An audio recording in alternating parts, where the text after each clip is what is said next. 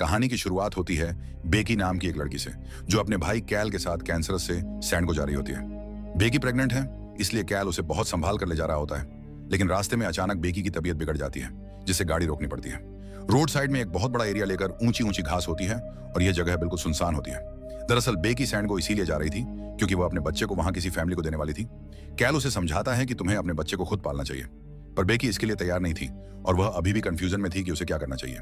उसी दौरान अचानक उन्हें ग्रासेस के अंदर से एक बच्चे की आवाज सुनाई देती है, जो मदद के लिए चिल्ला रहा था। दोनों हैरान हो जाते हैं कि इतनी टॉल ग्रासेस के बीच कोई बच्चा क्या कर रहा है। तभी उस बच्चे की मां की आवाज भी आती है, जो उसे डांटते हुए मदद न मांगने के लिए कह रही थी। ये सुनकर दोनों को अजीब लगता है कि बच्चे को शायद सच में मदद चाहिए। जिसके बाद कैल पास में ही एक वीरान चर्च के पास ले जाकर गाड़ी पार्क कर देता है और अब दोनों अंदर जाने वाले होते हैं। बेकी कहती है कि हमें पुलिस को कॉल कर देना चाहिए। कैल कहता है तुम करो, मैं तो जा रहा हूँ, कहकर वो पहले चला जाता है। जिसके बाद बेकी भी कॉल लगाते हुए पीछे पीछे अंदर चली जाती है, लेकिन कुछ कदम आगे जाते ही सिग्नल ना मिलने की वजह से कॉल कट जाती है। उस दौरान कैल बेकी से थोड़ा दूर चला जाता है, पर दोनों एक दूसरे से बातें करते हुए उस बच्चे को ढूंढना जारी रखते हैं। उस बच्चे का नाम टोबिन है और उसकी आवाज भी दोनों सुन रहे थे। पर इन टॉल ग्रासेस के अंदर कुछ भी समझना मुश्किल हो रहा था कि वह किस दिशा में बढ़ रहे हैं। लेकिन अचानक दोनों को एक बात अजीब लगती है कि जब दोनों पास होते हैं तो ऐसा लगता है कि बहुत दूर है, और जब दूर होते हैं तो लगता है बहुत पास है। यानी इन ग्रासेस में कुछ अजीब चीज हो रही है। बेकी कहती है हमें टाइम वेस्ट नहीं करना चाहिए, मैं 3 तक गिनती करूंगी और हम दोनों एक साथ जंप करेंगे ताकि एक दूसरे को देख सकें। वह ऐसा ही करते हैं और पहली बार दोनों एक दूसरे को पास देखते हैं। लेकिन जब दूसरी बार जंप करते हैं तो एक दूसरे को बहुत दूर देखते हैं, जिससे वह बुरी तरह डर जाते हैं कि यह कैसे हो सकता है। कैल ये देखकर तेजी से भागना शुरू करता है और एक जगह पर अचानक कीचड़ में जाकर गिर जाता है। तभी उसे एक मरा हुआ डॉग दिखाई देता है, जो उसे बहुत अजीब लगता है। अब दोनों फैसला करते हैं कि उन्हें किसी भी हालत में यहाँ से बाहर निकलना है, लेकिन चाहे जितनी कोशिश कर लें, ये टॉल ग्रासेस जैसे एक लूप बन चुका था। सूरज ढल जाता है और अब रात हो जाती है। बेकी अपने भाई को ढूंढ ही रही होती है कि तभी उसे एक आदमी दिखाई देता है। वो टोबिन का पिता रॉस होता है, जो अपने बेटे और अपनी पत्नी नेटली को ढूंढने आया था। बेकी उसे सारी बात बताती है तो वो कहता है तुम्हें मेरे साथ रहना होगा, हम जल्दी तुम्हारे भाई को भी ढूंढ लेंगे, लेकिन मुझसे नजरें मत हटाना वरना हम भी बिछड़ जाएंगे। वहीं दूसरी तरफ हम कैल को देखते हैं, जो बेकी को ढूंढते ढूंढते परेशान और कमजोर हो चुका था। तभी अचानक उसके पास टोबिन आता है, जिसको ढूंढने के लिए यहाँ आकर वह फंसे थे। टोबिन उसे बताता है इन ग्रासेस में एक बात खास है कि यह मरी हुई चीजों के साथ खिलवाड़ नहीं करती। कैल पूछता है तुम यहाँ कैसे आए और तुम्हारी माँ कहाँ है? टोबिन कहता है मैं भी उन्हें ही ढूंढ रहा हूँ, लेकिन तुम्हारी बहन ज्यादा देर तक जिंदा नहीं रहेगी। ये सुनते ही कैल डर जाता है कि तुम बेकी के बारे में कैसे जानते हो? तुम्हें तो मैंने अब तक कुछ नहीं बताया। टोबिन जवाब देता है कि यह मुझे एक पत्थर ने बताया है और उस पत्थर को ग्रासेस ने बताया, क्योंकि यहाँ की ग्रासेस को सब कुछ पता है। मैं तुम्हें वहां तक ले जा सकता हूँ जिससे तुम्हें तुम्हारी बहन के बारे में पता चल जाएगा। इसके बाद वह कैल को उस पत्थर के पास ले जाता है, जहाँ कैल को एक बड़ा पत्थर दिखाई देता है। उसे अजीब लगता है कि यह पत्थर आखिर कैसे कुछ बता सकता है। टोबिन उस पत्थर को छूकर देखने के लिए कहता है। फिर जैसे ही कैल उस पत्थर को छूने वाला होता है, तभी उसे बेकी की आवाज सुनाई देती है, जो मदद के लिए चिल्ला रही थी। जो सुनकर कैल उसे जोर जोर से पुकारते हुए पागलों की तरह ढूंढना शुरू कर देता है। इसके बाद अगले दिन का सीन दिखाया जाता है, जहां पर हम इन ग्रासेस के बाहर एक आदमी को देखते हैं। उसका नाम ट्रेविस है और वह बेकी का हस्बैंड है। वह अपनी वाइफ और कैल को ढूंढते हुए उसी रास्ते से आ रहा होता है। तभी उस चर्च के सामने से गुजरते हुए उसे बेकी की गाड़ी दिख जाती है। गाड़ी के पास आकर देखता है तो वहां कोई भी नहीं था। फिर बेकी को पुकारते हुए उस चर्च के अंदर जाता है, लेकिन वहां पर एक भी इंसान नहीं था और पूरा चर्च खाली पड़ा हुआ था। फिर बाहर आकर रोड पर उसे एक बुक पड़ा हुआ दिखाई देता है, जिसमें बेकी का नाम लिखा हुआ था। ये देखकर वह समझ जाता है कि बेकी और कैल ग्रास के अंदर ही गए होंगे। जिसके बाद वह भी उन ग्रासेस के अंदर चला जाता है और बेकी को आवाज लगाते हुए आगे बढ़ने लगता है। लेकिन ढूंढते ढूंढते रात हो जाती है, पर कोई नहीं मिलता। तभी अचानक टोबिन उसके सामने आता है, जिससे ट्रेविस घबरा जाता है। टोबिन कहता है मुझे पता है तुम अपनी वाइफ बेकी को ढूंढने आए हो, लेकिन अब बहुत देर हो चुकी है। ट्रेविस हैरानी से पूछता है तुम बेकी के बारे में कैसे जानते हो?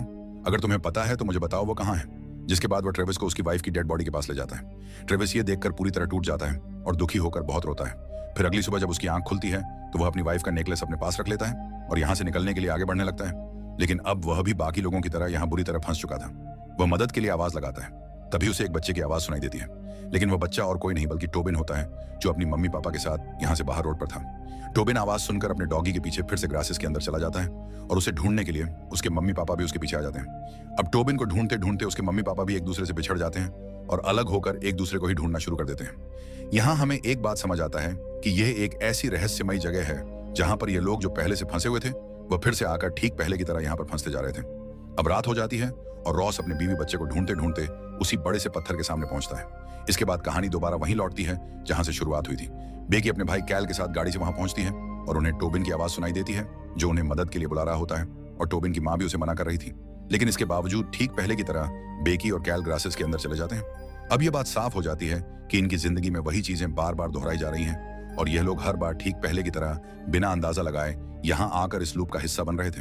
अब बेकी और कैल पहले की तरह एक दूसरे को आवाजें दे रहे हैं, ठीक जैसे कहानी की शुरुआत में हुआ था। लेकिन अब उनके साथ ट्रेविस भी है जो इनकी आवाजें सुन लेता है, और साथ ही टोबिन की भी, जो कहता है कि उसका डॉग मर चुका है। इसके बाद तीनों ये डिसाइड करते हैं कि टोबिन की आवाज की दिशा में चलना चाहिए। इसके बाद तीनों धीरे धीरे टोबिन की आवाज को फॉलो करते हुए आगे बढ़ते हैं, और उसके पास पहुंचते ही चारों अचानक एक दूसरे से मिल जाते हैं। सभी एक दूसरे को देखकर थोड़ी देर के लिए राहत की सांस लेते हैं। लेकिन ट्रेविस बेकी और कैल को बताता है कि तुम दोनों पिछले 2 महीनों से गायब हो, मैं तुम्हें ढूंढने के लिए ही यहाँ आया था। ये सुनकर बेकी और कैल हैरान हो जाते हैं, क्योंकि उन्हें तो लग रहा था कि वो बस एक दिन पहले ही अंदर आए हैं। इसका मतलब है कि ये दोनों पिछले 2 महीनों से इसी लूप में फंसे हुए हैं और बार बार वही सब कुछ रिपीट कर रहे हैं। अब वह मिलकर यहाँ से बाहर निकलने का प्लान बनाते हैं, लेकिन ग्रास बहुत ऊंची होती है, इसलिए ट्रेविस टोबिन को कंधे पर बिठाता है और फिर चर्च को देखते हुए सभी लोग उसी दिशा में बढ़ने लगते हैं। तभी अचानक बेकी के फोन पर एक अनजान नंबर से कॉल आता है, जिसमें बिल्कुल बेकी की आवाज में कोई लड़की चिल्लाकर कहती है, कैल को समझा देना कि वह ट्रेविस को नुकसान ना पहुंचाए। सब एक साथ रहना, वरना हम कभी यहां से नहीं निकल पाएंगे। दरअसल कॉल करने वाली और कोई नहीं बल्कि खुद बेकी होती है, पर उन्हें कुछ समझ नहीं आता और इस कॉल को इतना सीरियसली ना लेकर सभी आगे बढ़ जाते हैं। लेकिन चलते चलते कुछ दूर आगे बढ़ने के बाद बेकी की हालत खराब होने लगती है और वह बेहोश हो जाती है, और उसी हालत में उसे एक भयानक विजन आता है कि ग्रासेस उसके पेट के अंदर जाकर उसके बच्चे को नुकसान पहुंचा रही हैं। वह बेहोश हो चुकी है और सभी उसे बचाने की कोशिश कर रहे हैं। तभी टोबिन के पिता रॉस वहां पहुंच जाता है और बेकी को सीपीआर देकर होश में ले आता है। फिर वह अपने बेटे से मिलकर राहत की सांस लेता है और सबसे कहता है, मुझे बाहर का रास्ता मिल गया है। मैं रोड के पास तक चला गया था, लेकिन अपनी फैमिली के लिए वापस आ गया। ट्रेविस कहता है कि हम चर्च की तरफ जा रहे हैं और अब काफी करीब पहुंच चुके हैं। लेकिन टोबिन को फिर से कंधे पर उठाने के बाद वह कहता है कि अब उसे चर्च दिखाई नहीं दे रहा है। इसके बाद वह रॉस के साथ चलना शुरू कर देते हैं और काफी देर तक चलने के बाद रात भी हो जाती है। लेकिन कुछ देर में वह सब उसी अजीब पत्थर के पास पहुंचते हैं, जिसके बारे में टोबिन पहले ही कैल को बता चुका था कि उसे छूने से सब कुछ पता चल जाता है।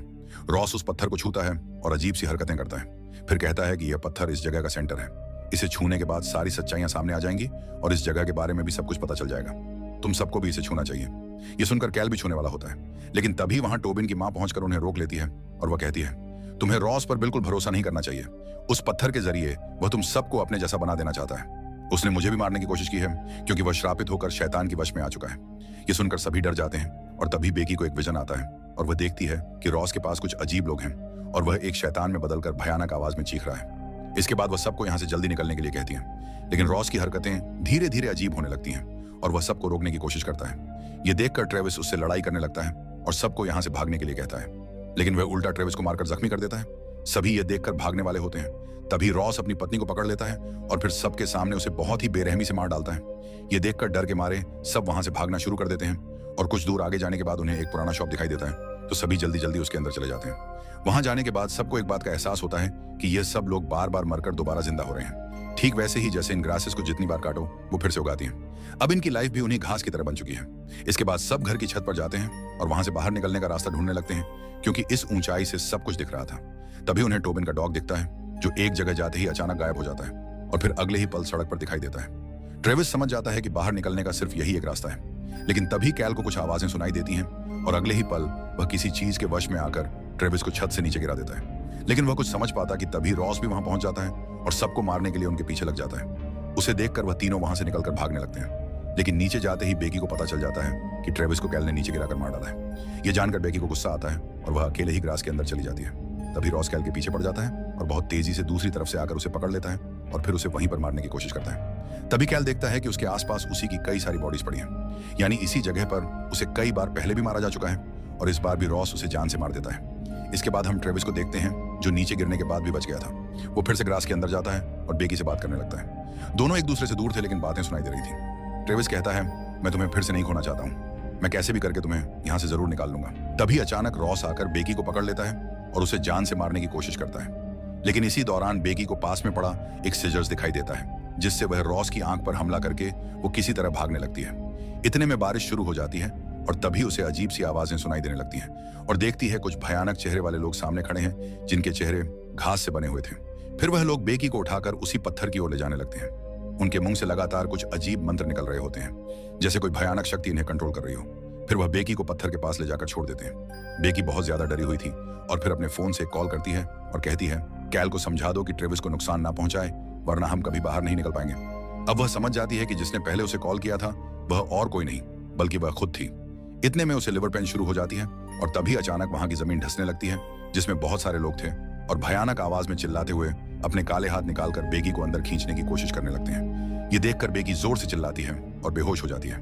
फिर जब होश आता है तो सामने कैल होता है, जिसके हाथ में उसका बच्चा होता है। कैल उसे पानी पिलाता है और कुछ खिलाने की कोशिश कर रहा होता है, लेकिन अगले ही पल वह रॉस में बदल जाता है, जो देखकर बेगी डरकर फिर से बेहोश हो जाती है। इसके बाद बेगी को ढूंढते हुए टोबिन और ट्रेविस भी वहां पहुंच जाते हैं और बेगी की हालत देखकर ट्रेविस रोने लगता है। टोबिन डर के मारे बोलने लगता है, मेरे पापा ने बेगी के बच्चे को मार दिया। वह बार बार हमें ऐसे ही मारते रहेंगे और हम कभी भी यहाँ से निकल नहीं पाएंगे। ये सुनकर ट्रेविस चिल्लाने लगता है कि तुम चुपचाप क्यों हमला करते हो रॉस, हिम्मत है तो सामने आओ। और तभी रॉस आकर ट्रेविस पर हमला कर देता है और उसे बुरी तरह मारने लगता है। फिर एक इंसानी हड्डी लेकर उसे घायल कर देता है। इसके बाद वह अपने ही बेटे को जबरदस्ती ले आकर उस पत्थर को टच करवाने की कोशिश करता है, लेकिन तभी पीछे से बेगी उस पर हमला करके दूसरी आंख भी फोड़ देती है और फिर वह खुद भी जमीन पर गिर जाती है। इतने में ट्रेविस उठता है और रॉस को मारने लगता है और आखिर में घास से उसका गला फंसाकर उसे हमेशा के लिए खत्म कर देता है।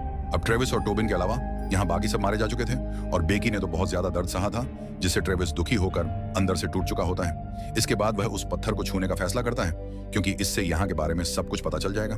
टोबिन उसे मना करता है, पर वह कुछ भी बिना सुने जैसे ही पत्थर छूता है तो पूरा आसमान उसे लाल दिखाई देता है और इस जगह के बारे में उसे सब कुछ पता चल जाता है, साथ ही यहाँ से बाहर निकलने का रास्ता भी। अब वह अंदर से पूरी तरह बदल जाता है, जिसके बाद वह टोबिन को लेकर एक जगह पर जाता है और उसे बेगी का नेकलेस देकर कहता है, मैं यहाँ से कभी बाहर नहीं जा सकता क्योंकि मैं श्रापित हो चुका हूँ, लेकिन तुम बाहर जाओगे और कुछ भी हो जाए, किसी को भी अंदर नहीं आने दोगे, जिससे यह लूप पूरी तरह खत्म हो जाएगा। फिर अगले ही पल टोबिन खुद को चर्च के अंदर पाता है, जहाँ कोई भी नहीं होता। वह समझ जाता है कि वह बाहर आ चुका है, जिसके बाद चर्च का दरवाजा खोलते ही उसे बाहर एक कार खड़ी दिखती है, जिसमें बेकी और कैल थे और वह टोबिन की आवाज सुनकर मदद के लिए ग्रासेस के अंदर जाने वाले होते हैं। बिल्कुल वैसे ही जैसे हमने शुरुआत में देखा था, लेकिन इससे पहले टोबिन जल्दी उनके सामने जाता है और अंदर जाने से पहले उन्हें रोकने लगता है। कैल और बेकी कुछ समझ नहीं पा रहे थे। फिर टोबिन बेकी को वही नेकलेस देता है जो ट्रेविस ने दिया था। ये देखकर वह समझ जाती है कि यहाँ जरूर कोई रहस्यमय चीज है और हमें अंदर नहीं जाना चाहिए। इसके बाद वह जल्दी जल्दी टोबिन को लेकर गाड़ी में बैठते हैं और अब बेकी तय कर लेती है कि वह अपने बच्चे को अपने पास ही रखेगी और किसी को नहीं देगी। फिर वह यहाँ से घर की तरफ वापस चले जाते हैं। अब क्योंकि बेकी और कैल ने ग्रासेस के अंदर कदम नहीं रखा, इसीलिए यह लूप पूरी तरह खत्म हो चुका था। लेकिन ग्रासेस के अंदर ट्रेविस ये सब सुन रहा होता है, पर वह जानता है कि अब वह कभी भी यहाँ से निकल नहीं सकता, क्योंकि सबको यहाँ आने से रोकने के लिए वह खुद श्रापित हो गया है। तो दोस्तों, ये कहानी हमारे मन में बहुत सारे सवाल छोड़ जाती है, जैसे कि टोबिन ने भी उस पत्थर को छुआ था, लेकिन वह श्रापित क्यों नहीं हुआ? और वह भयानक लोग कौन थे जिनके चेहरे घास से बने हुए थे? क्या वो लोग सबसे पहले यहाँ आए थे जिनके चेहरे धीरे धीरे घास के बन गए? ऐसे बहुत सारे सवाल हैं जिनका जवाब हमें कहानी में नहीं मिला। अगर कहानी देखकर आपको कोई जवाब पता चल जाए तो हमें कमेंट करके जरूर बताएं। मैं उम्मीद करती हूँ कि यह कहानी आपको बेहद पसंद आई होगी।